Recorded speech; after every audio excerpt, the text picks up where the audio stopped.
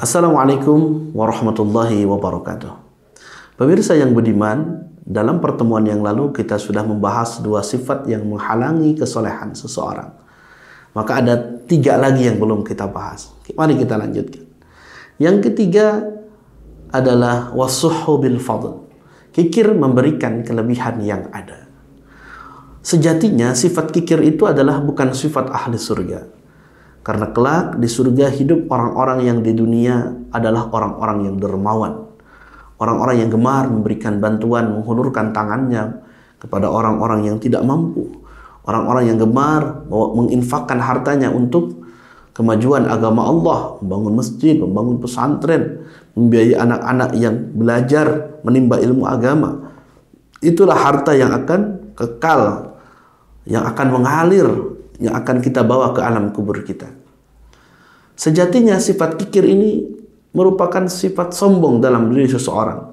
Karena secara tidak langsung dia menganggap dirinya lah yang berusaha, berikhtiar sehingga dia bisa sukses mendapatkan harta. Karena dia merasa hanya dirinya saja, maka dia tidak melibatkan Allah sehingga dia kikir memberikan kelebihan yang ada pada harta itu.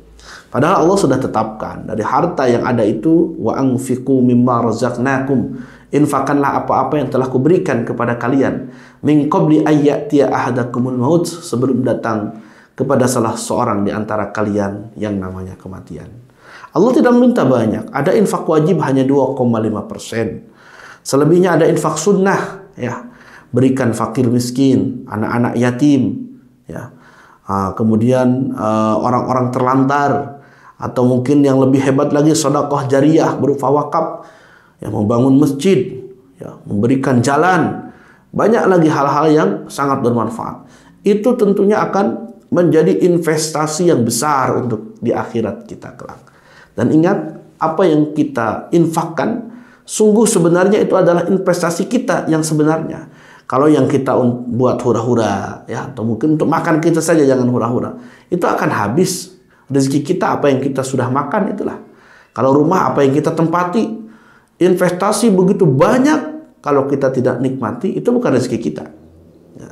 Jadi jangan kikir, karena kikir akan menutup potensi kesolehan seseorang. Ya. Karena ada perasaan sombong dalam dirinya, dia tidak punya chemistry kepada orang di sekitarnya. Artinya sebagian makhluk sosial yang ada dalam dirinya hilang gara-gara dia tidak punya simpati kepada orang lain. Nah ini.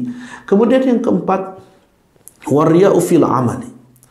Seseorang itu akan terhalang kesolehannya ketika dalam beramal suka diiringi dengan sifat riya. Riya itu konotasinya riya, sum'ah, ujub.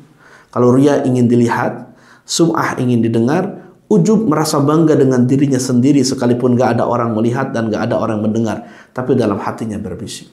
Dan ini selalu kena kepada siapapun. Orang kaya ingin merasa dipuji karena hartanya. Orang yang punya jabatan ingin dipuji hebat karena jabatannya. Ahli ilmu ingin dipuji, oh ahli ilmu hebat ceramahnya, banyak jamaahnya. Ini macam-macam, ini kena kepada semua orang. Maka solusinya agar kita jauh daripada sifat riya ini, terus beramal dengan istiqamah sekalipun sedikit, dan niatkan karena Allah Subhanahu wa taala. Karena kalau kita tidak niat, habislah. Kemudian harus sadar apa yang kita lakukan dengan amal-amal kita ketika kita riya akan habis. Ibaratkan jadam yang merusak madu. Madu itu manis, dirusak dengan jadam sekaligus. Amal ibadah itu lezat, tetapi hancur dengan adanya riya. Sekejap saja hilang. Yang terakhir, wal ijabu birra'i. Kesolehan seseorang itu akan hilang, akan terhalang gara-gara dia merasa hebat, ya, dengan akalnya. Ada orang lain yang menjelaskan mungkin berbeda dengan dirinya, dia tentang, oh, bukan begitu, merasa paling hebat. Dan ketika orang merasa paling hebat, sombong, seperti iblis akhirnya. Dia tidak mau mengakui kelebihan yang ada pada diri Adam, maka tidak mau menuruti perintah Allah untuk hormat kepada Nabi Allah Adam alaihissalam. Maka iblis diusir dari surga. Maka orang yang sombong merasa hebat dengan akalnya akan menutup potensi kesolehan. Sehebat apapun ilmunya, kesolehannya akan tertutup lantaran dia merasa paling hebat, padahal itu anugerah yang Allah berikan kepada dirinya, dan itu pun tidak banyak, hanya secuil saja, ya. wa ma utitum minal ilmi illa qalila.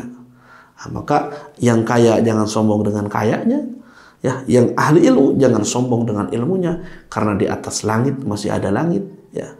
Di atas orang yang pintar masih ada orang yang pintar lagi. Mari, sejatinya kita diciptakan dari tanah.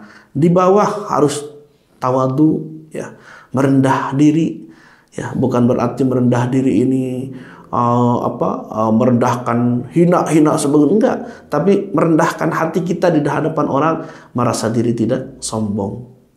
Nah, itu saja, mudah-mudahan 5 hal ini bermanfaat apa yang disampaikan oleh Sayyidina Ali agar kita lebih waspada. Assalamualaikum warahmatullahi wabarakatuh.